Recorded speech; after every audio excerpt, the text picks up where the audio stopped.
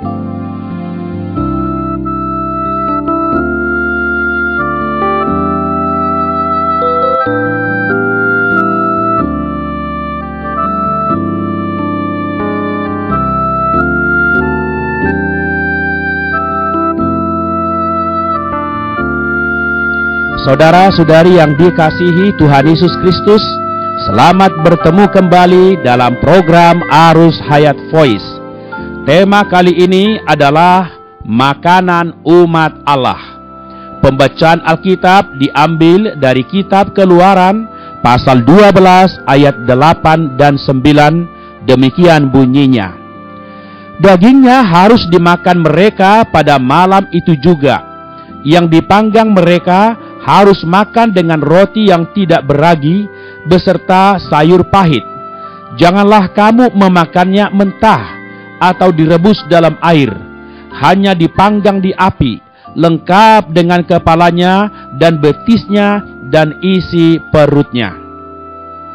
Saudara-saudari, dalam berita ini kita akan membicarakan tentang makanan umat Allah. Dalam kitab Keluaran kita melihat 3 macam makanan. Pertama, daging anak domba. Kedua, manna. Dan ketiga, air yang mengalir keluar dari batu karang. Semuanya itu merupakan makanan yang disediakan Allah bagi Bani Israel. Mereka tidak bisa kekurangan salah satu dari ketiga makanan itu.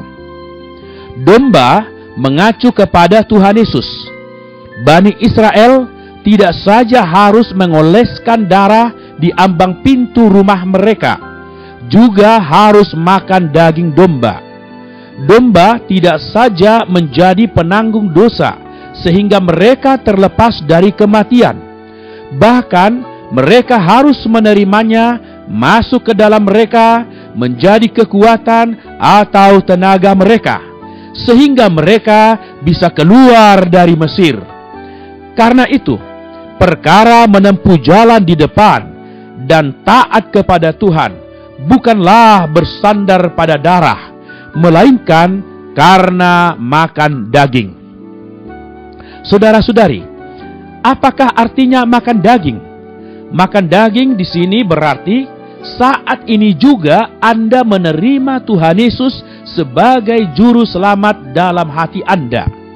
Dengan demikian, dalam pelaksanaan kehidupan Anda bisa mendapatkan kemerdekaan.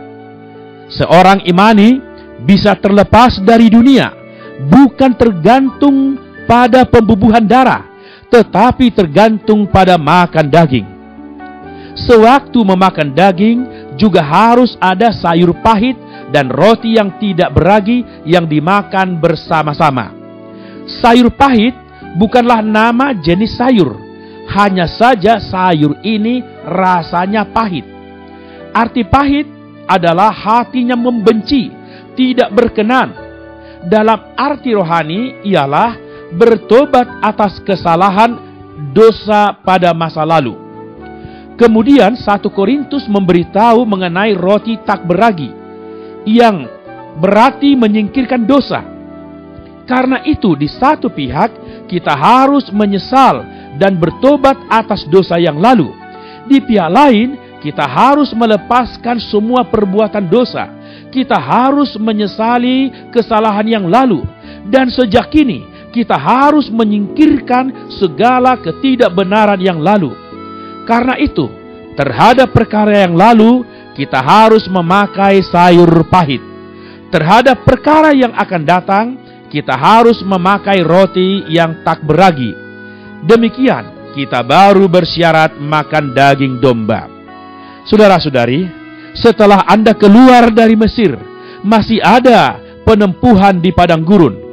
Di padang gurun, Anda masih harus makan manna setiap hari.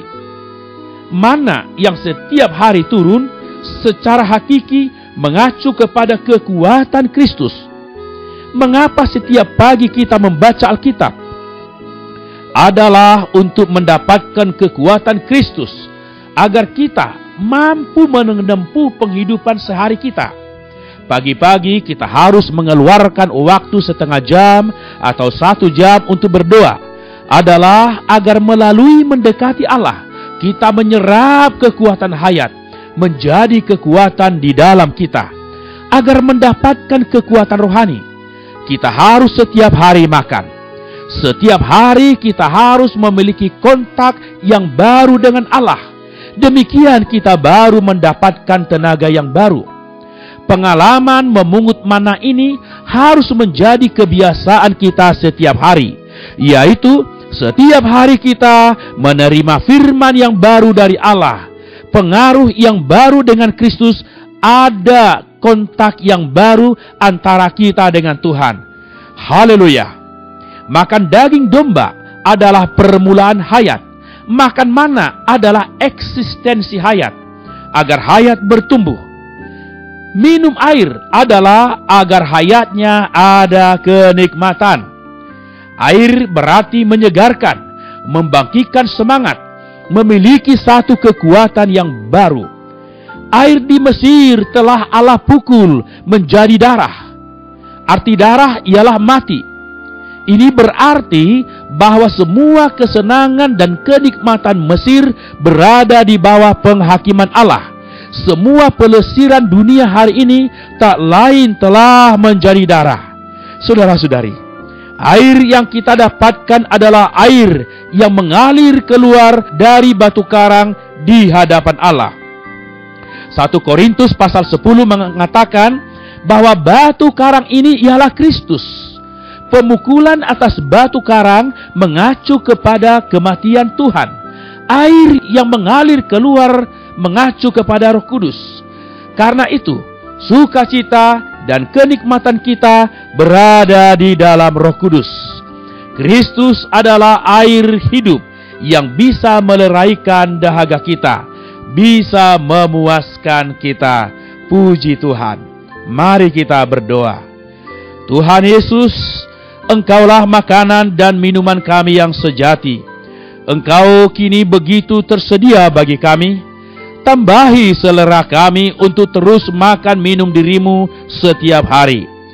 Kami persembahkan waktu pagi hari kami untuk menikmati-Mu, supaya kami memiliki tenaga untuk terlepas dari jerat dunia ini. Rahmati kami Tuhan. Amin. Demikianlah firman Tuhan. Sampai bertemu di kesempatan berikutnya. Kasih karunia-Nya menyertai kita semua. Amin. Demikianlah program Renungan Arus Hayat Voice Note pada hari ini. Dan jika Anda tertarik untuk memiliki voice note tersebut beserta seri-seri sebelumnya, Anda dapat mendownload di website kami di www.pemulihan.or.id atau dapat menghubungi kami via BlackBerry dengan nomor PIN 282554-7F yang berpusat di Jakarta dan di nomor PIN 27EB5F7D yang berpusat di Surabaya. Tuhan Yesus memberkati kita semua.